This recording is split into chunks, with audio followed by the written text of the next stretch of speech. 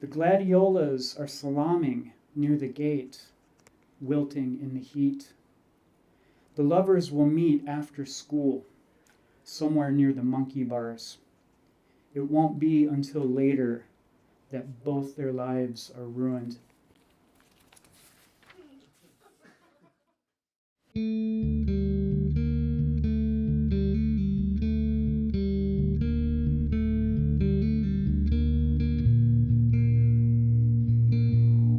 You're listening to The Fearless Reader, a podcast where writers share their prose or poetry and then discuss it. I'm your host, Deva Eveland.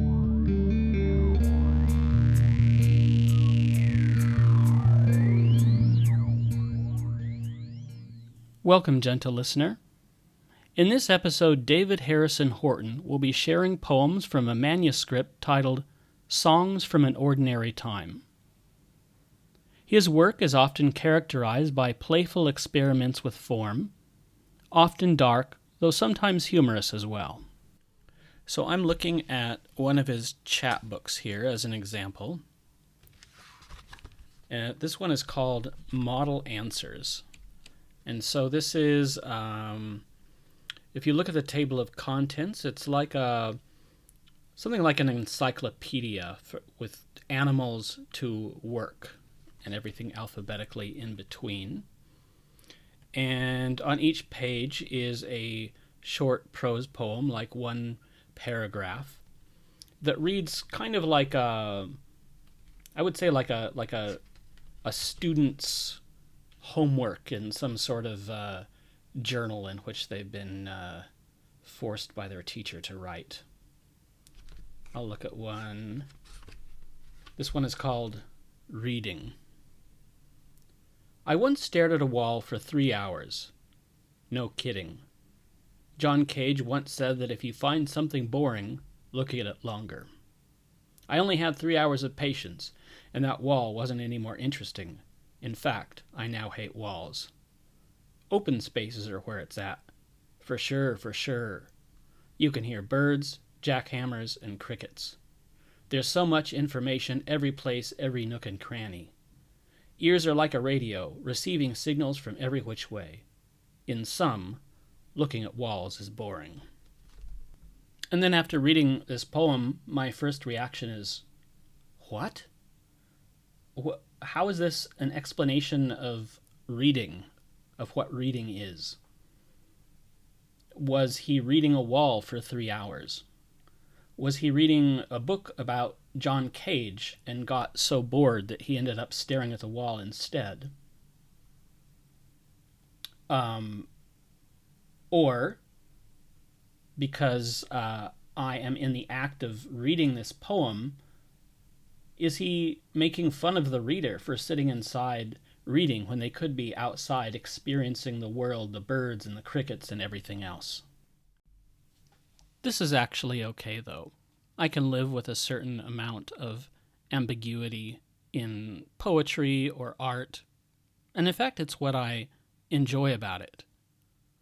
If the interpretation of a poem really was a sort of a model answer, like a mathematical equation where it is reduced to one clear and definite meaning, it would all get a bit dull.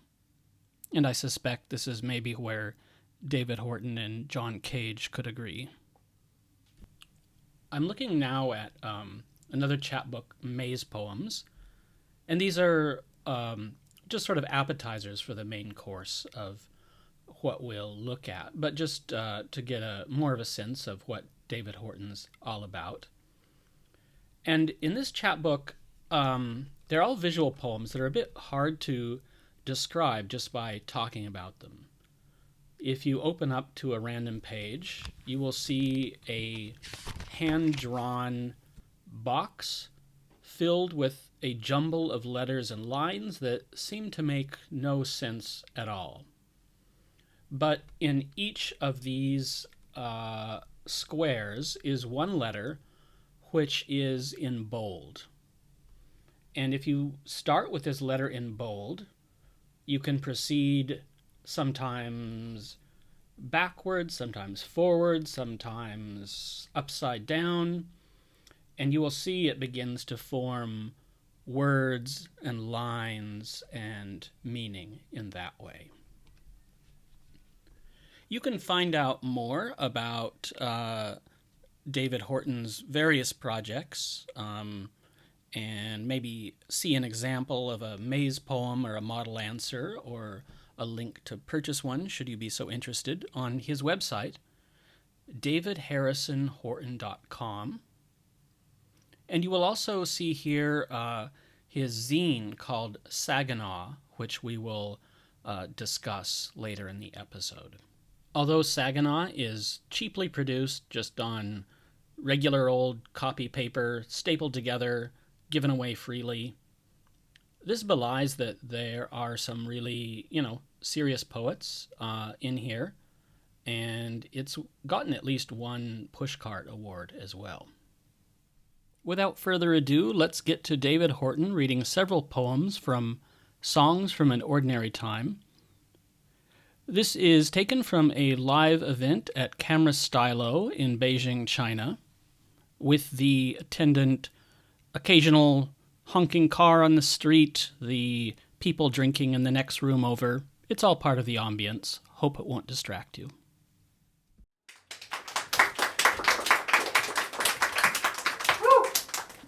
Five poems. The first one is a song of flat duo jets. The sky looks like Indiana. I am convinced the flowers in your eyes will not bloom today. A video plays in another room. It's always another room with you. Interiority and tiredness. There are no pillows on the sofa. There is no sofa. The video plays on repeat. A child screams and screams and screams his head off. Happy poems. A song of long walks late at night. Avicenna thought rods came out our eyes, creating vision, the sparkle and shimmer of the flat earth world. The green building with white trim, objectified and poorly reproduced in postcards, stands. The cake was dry. I took this as a metaphor for something. There is a mountain in Africa that resides in a shoeless child's thoughts. The donkey has abandoned it.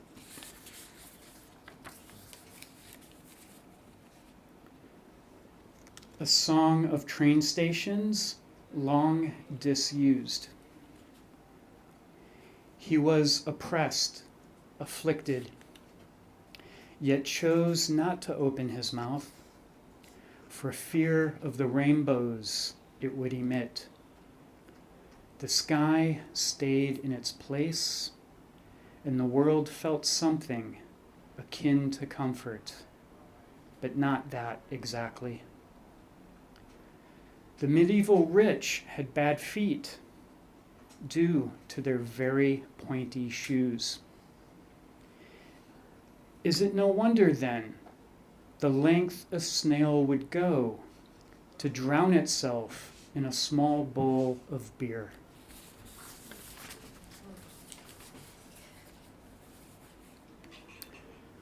A song of Sunday music. I am waiting for the world's tilt to do something worth noticing. The cataracts in my eyes reflect like fish scales at market. The donkey has hand grenades for hooves and isn't wearing the new uniform well at all, lanyard dangling around its penis. The gladiolas are salaaming near the gate, wilting in the heat. The lovers will meet after school, somewhere near the monkey bars. It won't be until later that both their lives are ruined.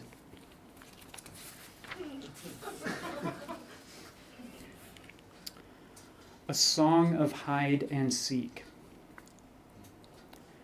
The sea is not poetic, nor is the world everything, which is the case. The children count fingers to contemplate their arsenal as the tourists walk down quaint cobbled streets. The finch does not know the end of its hunger.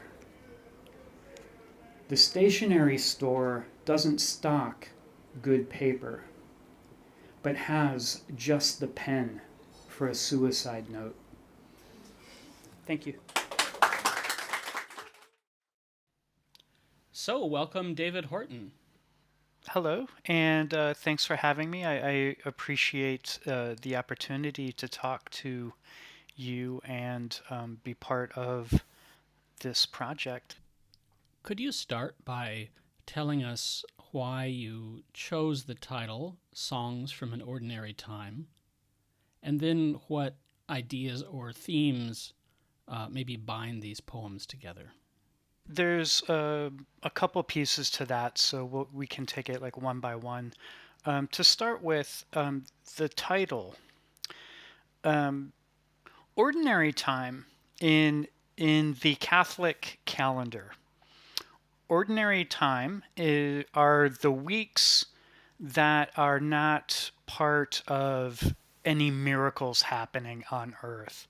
So, like the times outside of Easter, the times outside of Christmas, the general big things. And although this isn't a religious text in any way, I just like that idea that there would be a time without miracles, ordinary time. So the title is basically songs that happen in ordinary life, and we can see the kind of part with how the poems are actually working. Now, if we look at it from a genre standpoint, the poems are 14 lines and they follow a fixed pattern. There's 75 of them in the manuscript, and they all follow the same pattern. It's 4 lines, 4 lines, 2 lines, 4 lines.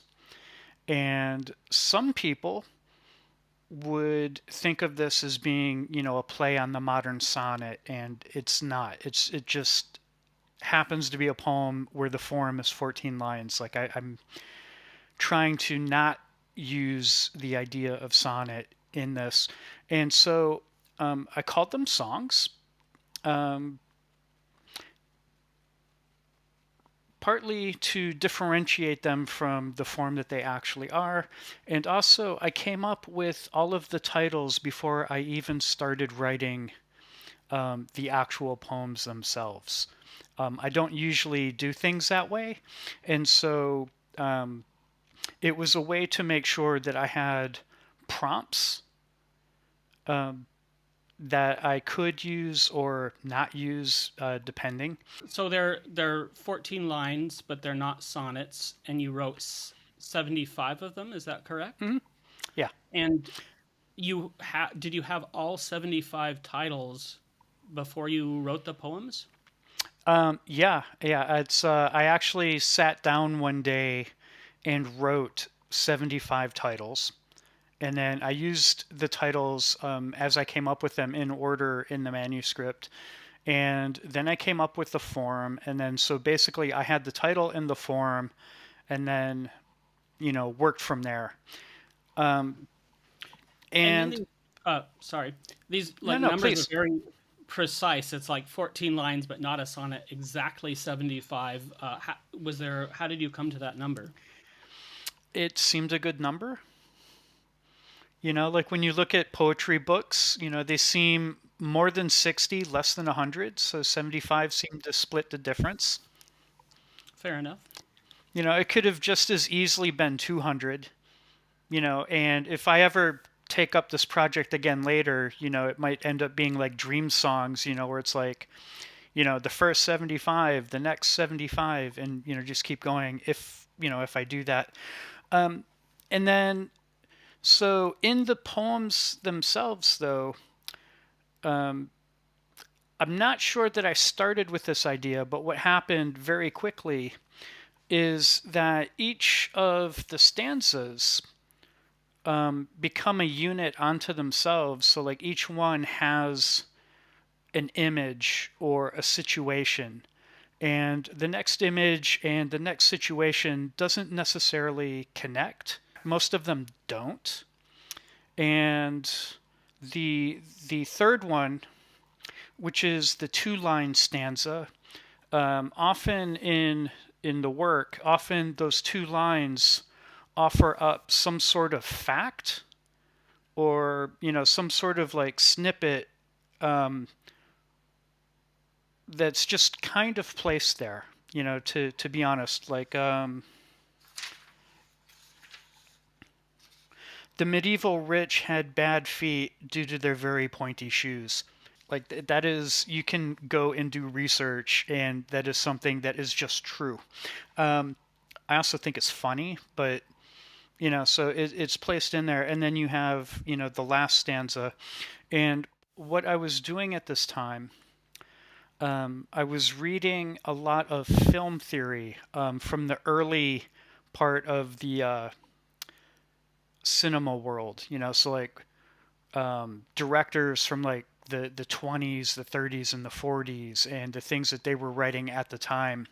And so I was reading Sergei Eisenstein and his idea of the montage, and how you can just put images on top of each other, and then The mind forms associations. Yeah, because exactly. And so I was thinking that with the medieval rich and their uncomfortable footwear.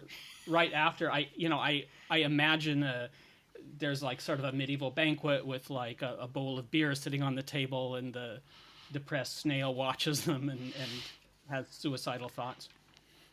and yeah, exactly something like this. Like, so part of what I was hoping to do here is to put enough hopefully interesting images together in a way that readers could create their own associations, create their own meanings, and then as this stacks up, like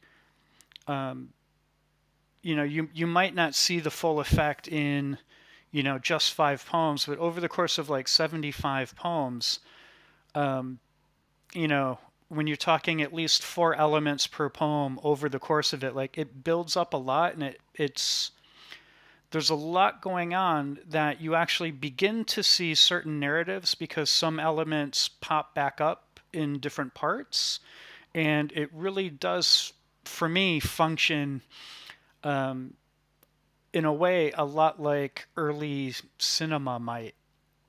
So I was actually very excited by that. That was something that I was quite happy with as I was doing it. And when I go back and I look at the manuscript now, like I'm actually quite happy with how that part of it has turned out. Could I ask you about some of the maybe specific lines and stanzas? Just Sure. how it, how this found its way into the poem.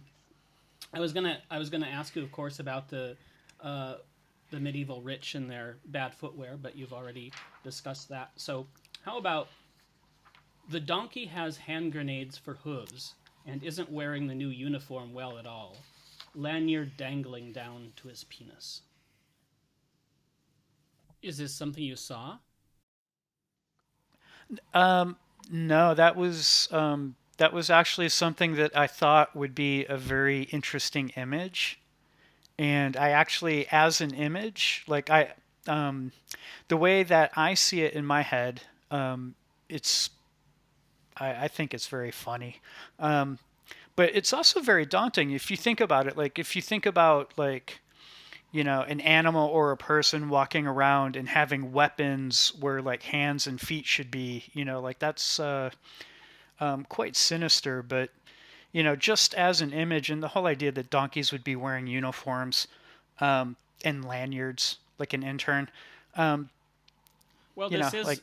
I imagine you were writing these in Beijing, so I can imagine this as some sort of, I don't know, part of someone's wedding ceremony or some, kind of a just random thing you see on a street corner. it's I actually that wouldn't surprise you, would it? No. But I actually like, for me though, I like that because like there's um, in in the poems, like even in the five that are here, like a lot of the snippets and a lot of the images are um, they're not light, so it's for me it's good to have a few pieces that are more humorous, Hmm. to take, like, so this doesn't end up being like, um, depressing, really. Like, I hope it's not depressing.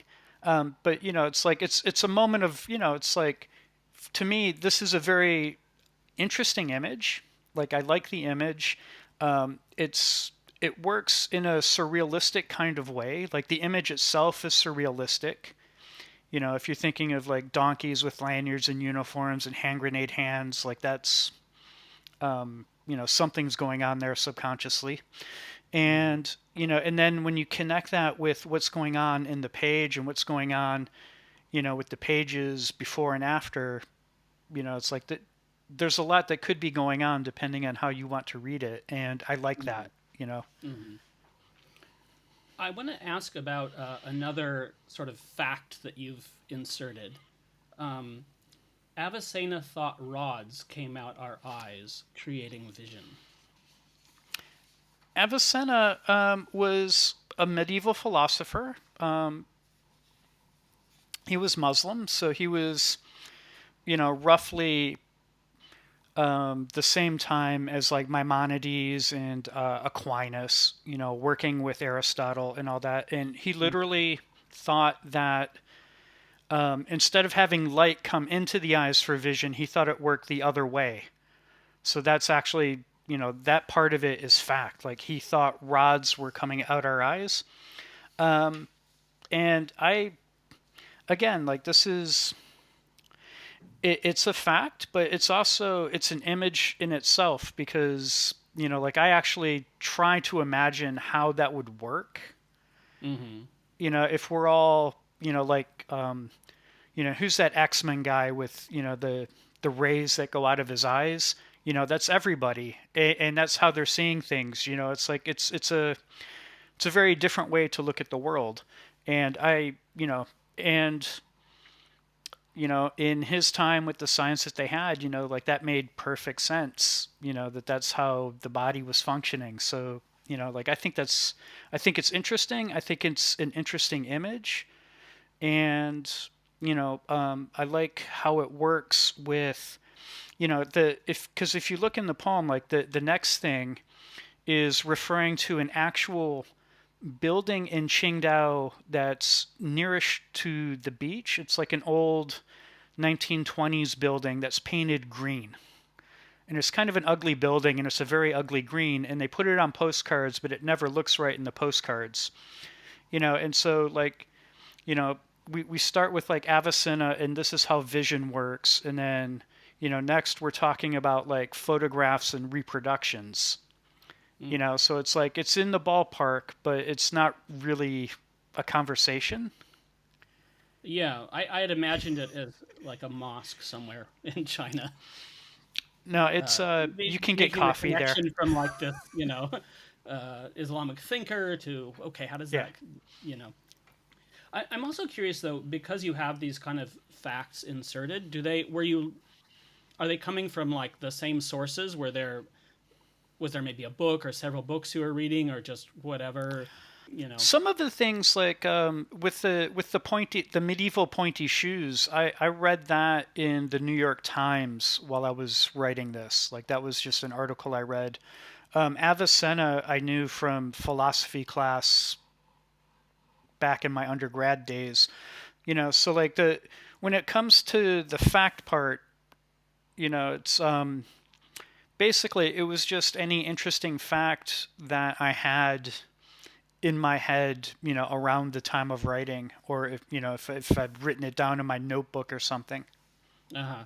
Just if there are 75 of these, I'm imagining if one were to read all 75, if certain kind of like David Horton thought patterns would come up in the facts you chose to insert. Uh, yeah, yeah. Someone's free to do that if they want. All right, next one I want to ask you about. The stationery store doesn't stock good paper, but has just the pin for a suicide note. Oh, yeah. That's again, like I came to that as an image, but I actually like the way that that's working, and like I'm assuming that some of our listeners are going to be people that actually do care about things like paper and the pens that they use. But as an image, it's like here's someone who's looking for something and they're not finding the thing that they're looking for, but then they find something else, that kind of helps them to the purpose that that they were there for to begin with. So, you know, um, For me, it's kind of similar to the snail and the beer. It's like something that's very depressing that's also kind of funny. Like I imagine someone, good. going out to purchase supplies for their suicide, and they oh, I've got the pen, but the paper isn't high enough quality. I'll Yeah. have to live another day. Or And again, like, you know, differently, but like the donkey, stanza, this was meant to be, yeah, it's a dark I think humor it's there. largely funny. Yeah.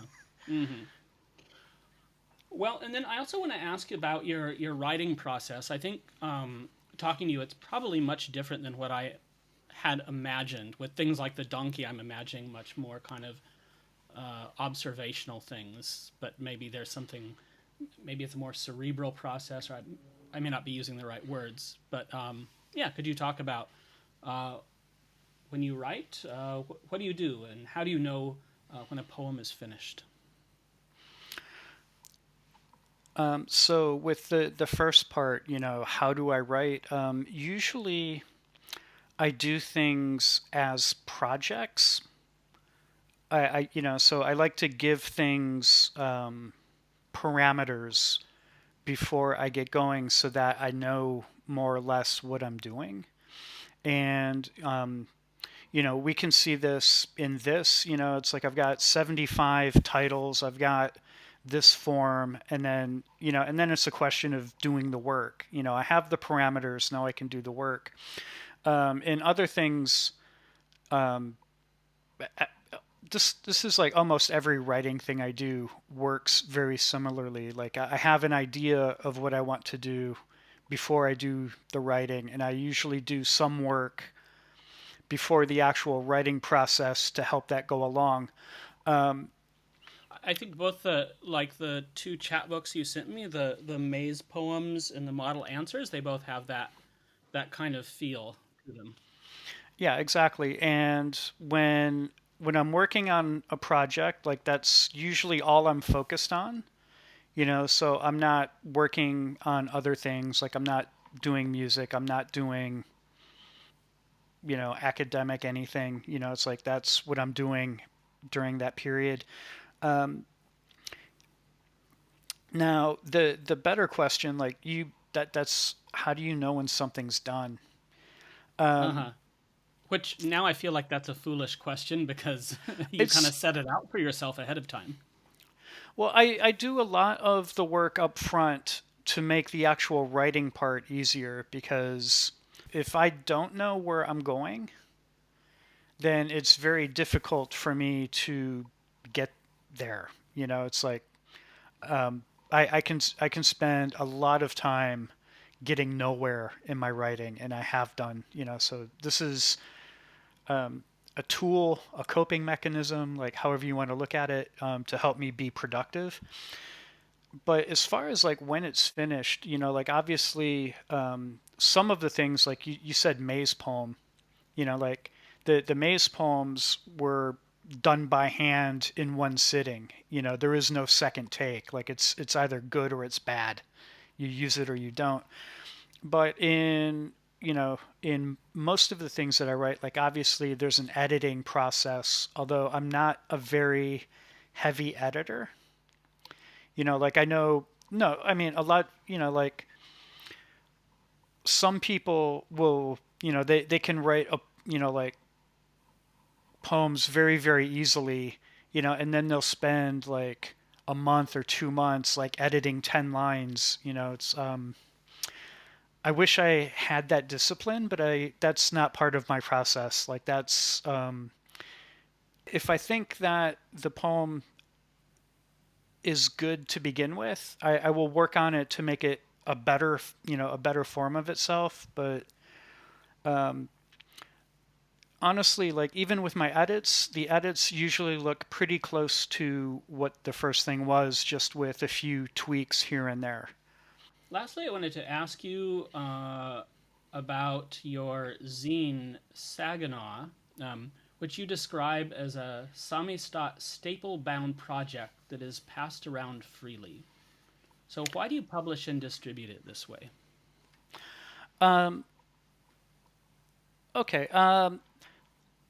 Before I came to China ages ago, when I lived in the San Francisco Bay Area, I did a similar zine called Work, and I put out an issue. I knew I was leaving for China in a year, so I put out an issue every month for 12 months, and it was like that one was it was very fast, and um, it was very fun, and getting all the work together, and that whole process was quite fun. When I came to China, um, when I came back, like I came back in like 2009. I didn't start doing Saginaw till like 2011, I think. And it's because at the time, I wasn't very well connected with a poetry scene here in English. I'm not sure how connected that scene was to itself at the time, but I was certainly, if there was an active scene, I was outside of it. And I wanted to do Saginaw as a way to keep connected to some of the writers um, in the States and in Europe and the UK, and then pass that out freely, um, which I also did with Work. It was free. You just pass it out, and it's something in the community. I really like that aspect of zine culture as opposed to putting out a journal and trying to get subscriptions, and then it becomes business. And this is not that. Like this is something for the community, passed out to the community, and hopefully it's developed into something that actually serves the writing and reading community in Beijing and around China, which is where most of the issues go. The way that it is now, there's usually 2 or 3 writers from outside of China, and then 2 or 3 writers from inside China, so that yeah, communication's the wrong word. Introduction is probably a better word, because a lot of readers in China, you know, don't know a lot of the people who aren't big names already, in the UK or in the US, Mm-hmm. so these people will be new to them.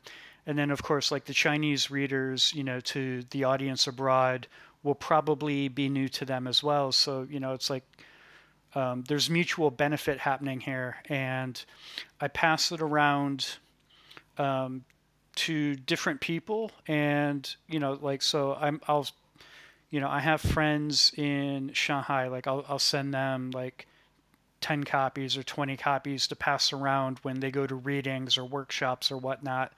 And in this way, it's like it's more grassroots. It's not organized. It is very DIY. And and hopefully, like in the community, hopefully people like it. Because that's really the reason for doing it. Indeed. All right. No, thank you so much, David Horton, for sharing your work and your thoughts about your work. All right. Thanks. No, I think this is a really good intro to what I'm doing, and I'm really happy that you've asked me about these things. Thanks for that. The Fearless Reader podcast is a creation of the Spittoon Collective. Labor of love, 100% volunteer run. The music is courtesy of Macondo. Cover art is by Ana Padilla Fornieles. Audio recording of David Horton's poetry was done by Vasilisa Lukashevich at the late, great Camera Stylo.